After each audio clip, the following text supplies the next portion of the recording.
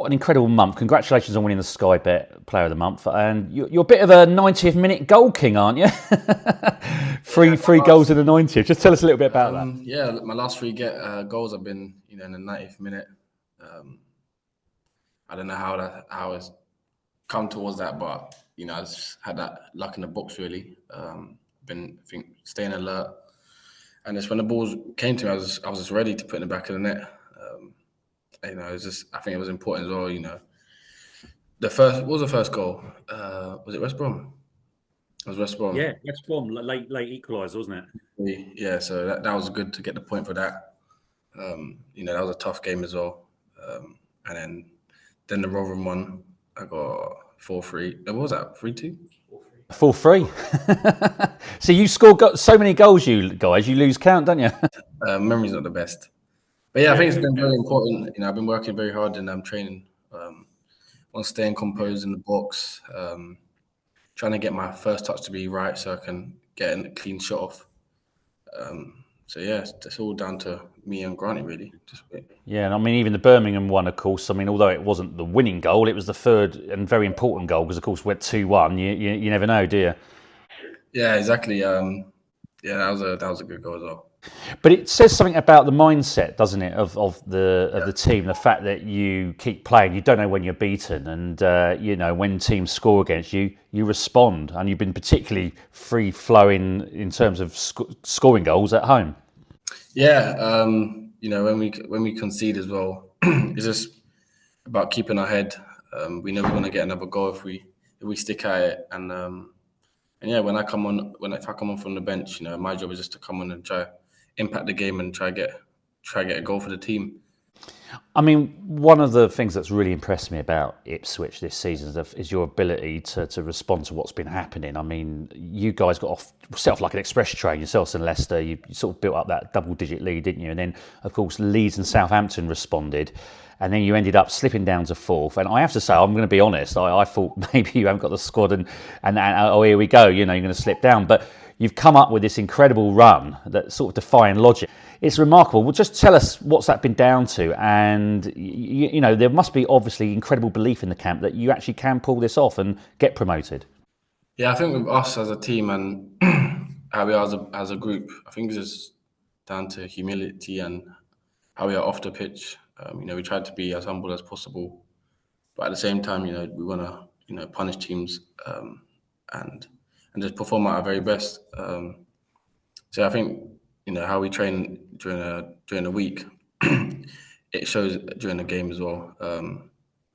But as I said, the subs coming on always impacting the game.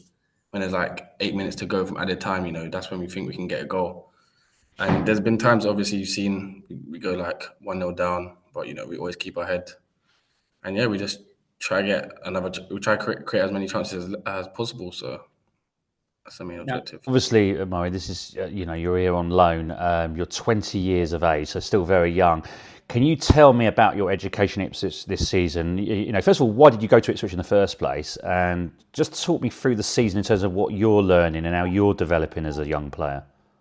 I had some players that have been here before on loan, so I asked like how it is. They said like, yeah, you need to come. The people here are amazing. They play good football, and really it was just off the pitch, like how friendly the people are, how nice the staff is, and ultimately it was down to just me and the manager just speaking face to face and getting to know him really on a personal level, and that really cemented it for me. Now, here in McKenna, obviously as the manager, what's it been like working for him? And can you give us a bit of insight into what it's been like for you working for him and what you're learning from him and what he's like as a person to deal with on a day-to-day basis? Yeah, as I said, he just, as a player, as a person, he wants you to just be humble, hardworking. And yeah, and what he taught me as well is just being like tuned into the games. So like sometimes if I drop my head, he's just said, keep your head up. Just, if you get two man on you, that's going to happen because if you're a good player, that's what they're going to do to stop you. Or if I'm missing chances, he just said that happens to the best players. Just remain confident and and it will hopefully click one time. And yeah, he's helped me a lot on my defensive side as well. I think that was massively important coming into the season. I think there's been a huge difference from the start of the season till now. Obviously, I was just used to 21's football, and it's not the same. I'll be honest. And yeah, the players have helped me with that as well. They're always communicating to me, trying to help tell me what to do and stuff like that. So I think that's been a real big part. And then now it's just down to my confidence, really, that I've gained a lot of confidence. You see I'm scoring goals now. And yeah, my confidence is going up and I'm just playing with more freedom. And of course, you've had to be patient as well because you're not starting every week. Of course, you've had to be on the bench, but of course, I suppose you understood that was going to be the situation when you're learning your trade, and this is your sort of breakthrough season. Exactly. Yeah, he spoke to me. He said that he gave me a real honest conversation. He said like you're gonna compete for your position, and you might not start all the games. You might just be coming off on the bench, but it's down to you to impact the game. And he understood it's my first season in men's football, so I think it was just a gradual build. But as I've got used to the league now, I think I've kind of pushed on to and earned his trust to start games now. That was the main thing. But as you've seen, coming off on the bench, you get 30, 35 minutes to perform. Not really, it's not like just 5 minutes here and there, 8 minutes. So I think it's enough time for me to showcase my ability and try help the team. Yeah, and I suppose becoming more streetwise as well, isn't it? Making the right decisions, when to play, when not to play, and and seeing games out as well. All that stuff's important, isn't it? Exactly. I've learned a few tricks off the players as well. Just little details, how they get space or how they can get a foul from just receiving a ball. Just stuff, just little tricks really I've learned as well from the players. And as you said, being streetwise, I think comparing 21's football to men's football again is just everything's much more faster pace. You've got the fans on your back, and you're actually fighting for points, so you have to be much more alert. You can't switch off at any time, otherwise you can concede a goal. Now, obviously, you're going to make mistakes at your age. Has there been any sort of, mistakes that you've made? Of course, there's mistakes you've made, but is there anything that where something's happened in a game and you've learned from it? I mean, can you just sort of describe something which you were disappointed with and then you've learned and then you've, just sort of developed from it, really? Probably to say like just being switched on, having to do the defensive side of the work and being able to get forward at the same time, being able to do the up and down stuff, being switched on at set plays as well. It's a massive thing in men's football, especially in this club. This is what they're big on. So no, I haven't really probably my finishing really that I've been harsh on myself, and everyone knows that. At the start of the season, there was a lot of chances I could have scored when I haven't. But yeah, it's just as I said, there's a mindset thing and just staying composed and just keep working hard and just not trying to overthink on it. Now we talk about Ipswich, don't know when they were beaten, but I suppose we could say the same about you because if we look back at your youth career, is it right that you got released? Was it twice by Chelsea, and you still came back for more? It was just like I think one of them was I was so young I don't even know. This is my dad told me, but it was just under 9s and under 11s. One I said that I was too small, and then the other one was I wasn't technically good enough to get in the group. So it was just really that, really. Now I understand that when you got signed by Charlton as a kid, you were spotted or scouted playing football in the car park. Just tell us that story. My older brother used to play football, so I would have to come with him to watch him train, and I used to just get bored, so I used to just kick a ball about in the parking lot, and then I used to do little kick-ups, stuff like that, just skills. And I didn't know who would be watching me, just doing it out of the fun. And then one of the scouts has told my dad like we should get him in. He looks good. And then signed. And there you were. And I think through obviously playing at Charlton, you got spotted by Arsenal. I know you left, didn't you, for about a year and played. Was it football? Was it? And then you went back in at Arsenal. And then actually you went. Was it in a tournament a skills tournament? No, an actual tournament, wasn't it? And then Pele was there. Just tell us the story about Pele. You met Pele, didn't you? It was a Brentford tournament. It was under 12s at Arsenal. So a lot of teams like Bayern Munich. Who else was there? Chelsea's, the Arsenals. There's a lot of the top teams from all across the world came down. So basically after the tournament was finished, they wanted everyone to gather around, and they wanted to pick one player from each team to showcase their skills. I was shy at first, but everyone was just saying like shouting my name, pushing me to go forward. So I went forward, and then obviously the F2 was there as well, and then done a few skills with them, and they went a bit viral. Well, a bit viral. Well, I think it was 4 million viewers, wasn't it? Yeah. and then after that, I went back home, and then my dad got a call like at night time from Jeremy Lynch saying like we should do a video, and then that's when I was extremely happy. Yeah. So yeah, I missed a day of school for that. I think we could forgive you. I mean, but to be, complimented by Pele, I mean, I'm assuming you've watched lots of clips of him, have you, playing? And, to have someone of that ilk compliment you, that must have been a hell of a thing to be honoured by, As I said, my grandma was a huge fan of Pele. She loves him to bits. So me seeing him and being able to like rest on his knee was probably a dream to her. She used to get me a lot of like posters, books, and stuff like that just to hang up around my wall. So yeah, that was a surreal moment. Oh, does she still tell everyone about it? Anyone who visits? All the time. All the time. She knows everything about my football. She's always tuned in. She sees everything, and she's always printing off pictures and stuff like that. So, but then you've obviously gone into Arsenal. You've broken into the first team squad. You've signed pro there, and obviously you're part of that. I know you're at Chelsea now, but obviously marking what Mikel Arteta has been building at Arsenal. You've seen that firsthand. I mean, just tell us about the whole experience of being Arsenal, working for Mikel, and obviously all those great players. Yeah, that was a good experience. I was at Arsenal from under 12s all the way to the first team, training with the first team. Yeah, man, it was my first time was when Özil was there, Aubameyang was there. Yeah, that was crazy when I saw Özil play.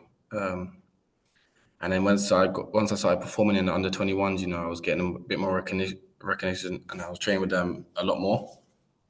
And then there was a time when I was on the bench a lot. Just gaining experience and seeing what it's like to be in a men's change room, which was that as well. At the same time, it was a bit frustrating as well because that's when the Amazon thing was going on and the team wasn't doing so well. But that was good for me to see that side of football. See how players react and how they communicate at halftime when they're losing and stuff like that. So I gained a lot of experience from that as well. Yeah, but of course having the cameras around, I mean, that's a sort of concept we're seeing a lot now in football. We're seeing a lot of it. You've got the Welcome to Wrexham, for example. Salford did. I mean, quite a few clubs are doing it now. Sunderland. I mean, what's it like? I mean, I suppose you seem quite confident to me, but what's it like being around when cameras are there? To be honest, it's not that bad. Change rooms wise, there's no one in there. There's just cameras put up in corners. And then obviously in the training ground, there's you've got people walking around with the cameras on their backs and stuff like that. It's nothing like that gets in the way of stuff. You don't really realize it sometimes, especially when it's every day. But yeah, man, as I said, being at Arsenal, it was a great experience. I had like the likes of Bukayo looking after me, Emil was looking after me, so it was fun going up there. Now, of course, you decided to go to Chelsea. How did that come about? I mean, obviously, did you just feel that Chelsea was a better move for you, or was it a case you had no choice? Just tell me what it was that made you go to Chelsea in the end. I had a few clubs really. At the time, I was on holiday in Jamaica.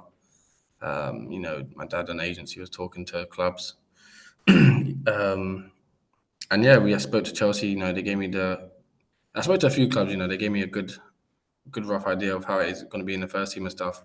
And Chelsea for me was probably the best plan. So I stuck with Chelsea, and obviously it doesn't look great, but I'm happy to be here. I done well. Got my debut. Thank you to Graham Potter. Yeah. Very grateful for that opportunity, especially against Man City. Yeah, it was a crazy experience. Just tell me about that whole day, being named on the bench and coming on. Just tell us the whole story from your eyes and then what you experienced on the pitch. Yeah, to be honest, my debut was supposed to happen against Brighton, but it didn't go to plan. It was very hostile. The team was losing. So I think they just left it. And then obviously I was on the bench a few more times before my debut. Just getting used to the boys and stuff like that. Just getting used to traveling with them. And then I wasn't really expecting the Man City debut, but yeah, he just called me up and said, "Get warm, get ready," and yeah, that's how it really went. Yeah, no, Graham. I've actually met Graham a few times actually at various stages of his career. What was he like to work with? And I mean, he's rated as one of the brightest coaches in the country. Is that what you see? And just tell us, what you learned from him. Yeah, for me, the staff was great. They didn't have no pressure on me. There's a lot of possession-based, game-based training sessions, and it was just fun to be in. And as I said, like there's some coaches, when you're young, they can kind of get onto you. But for me, the staff was just they were chill. If I made a mistake, it didn't really matter. They wanted to know me off the pitch as well, like how I was doing and stuff like that. So yeah, it was great. Now, of course, Mauricio Pochettino went in there, so you caught a little bit of that. What was he like? I mean, he's obviously got a great reputation of bringing youngsters through. Yeah, you see it now during the Chelsea period. A lot of players making their debut. So obviously, I was only training for like 2 weeks with him, but for the 2 weeks, he seems very friendly. He always wants to give a player a hug, puts an arm around their shoulder and stuff like that. So, and their sessions was fun as well. But it's during pre-season, so I didn't really get to speak to him that much. Because I went to Ipswich early. But as I said, the players are making their debuts. So it should be good in around the academy as well. Now, obviously, they have a loans manager who's in touch with you. Does Mauricio get in touch, or is it just really the loans manager? It's just the loans manager. Obviously they communicate to the first team managers, but not the first team don't really make contact to me. It's just the loans people. What's the feedback you're getting? I'm assuming it must be positive. Yeah, positive and improvement stuff really. Trying to get to the next level and trying to keep progressing. We do a lot of analysis work, see what I can improve on and what I've been doing good at. So yeah, it's not just good stuff; it's both. Now, in terms of your ambition going forward, I suppose the Welsh is the oyster. One footballer told me he was going to win the Ballon d'Or. So, but asking you, what's your sort of ambition going forward from here? Say short term would be just try to get promoted with Ipswich, and I'll say long term would be just playing for one of the biggest teams in the world, and just winning titles and trophies. Yeah, I mean, you must be inspired when you see, what people like Bellingham are doing. Exactly. He's come from Birmingham, so it's possible. It's just literally down to yourself to perform in the big stages and staying humble and just doing your stuff on and off the pitch. You make a very good point about him, because I think he was 16 and he played a whole season of games in the Championship. It really toughens you up. Is that what you're seeing in the Championship? I mean, it's a great place to learn, isn't it? Yeah. This season's been tough, man. Lot of good teams. Even when we played like Rotherham, they're bottom of the league, but we had to dig out a win for that. So you can never like judge a team on where they're based in the table. You just have to stay humble, as I said, and just do your best.